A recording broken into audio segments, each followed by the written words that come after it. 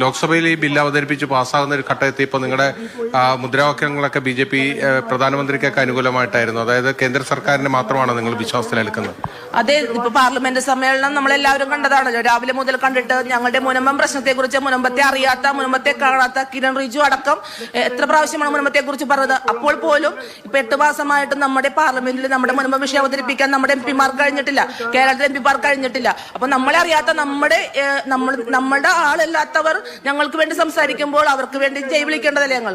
പിന്നെ ആർക്കു വേണ്ടിയാണ് ഞങ്ങൾ ജയ് വിളിക്കേണ്ടത്? കാരണം ഞങ്ങളുടെ ഈ പ്രശ്നം ഞങ്ങൾ രക്ഷിച്ചിരിക്കുന്നത് ഇപ്പൊ BJP സർക്കാർ തന്നെയാണ്. എറണാകുളം MP ഹൈബി ഈഡൻ ലോക്സഭയിൽ പറഞ്ഞ് നിങ്ങൾ കേട്ടിട്ടുണ്ടാകും, ഈ നിയമം കൊണ്ട് നിങ്ങളുടെ പ്രശ്നം പരിഹരിക്കാൻ കഴിയില്ല, അതായത് ഈ നിയമത്തിന് മുൻകാല പ്രാബല്യമില്ല എന്നതായിരുന്നു അദ്ദേഹം ഉയർത്തിയ ഒരു ആശങ്കയായിട്ടുള്ളത്.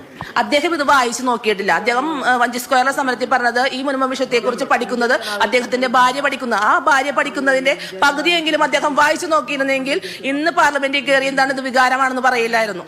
അത് ഞങ്ങളുടെ MP അങ്ങനെ പറയാൻ പാടില്ല. ഞങ്ങളുടെ MP ഞങ്ങളെ കുറിച്ച് പഠിച്ചിരിക്കണം. 8 മാസം ഉണ്ടായിരുന്നു ഞങ്ങളുടെ MP പഠിക്കാനായിട്ട്. 8 മാസം ഉണ്ടായിരുന്നു. 8 മാസത്തിൽ MP പഠിച്ചുമില്ല. അത് അവിടെ ചെന്നിട്ട് അവരോട് ക്വസ്റ്റ്യൻ ചോദിക്കില്ല. ഞങ്ങൾക്ക് വേണ്ടിയിട്ട് എന്ത് ചെയ്യാൻ പറ്റും?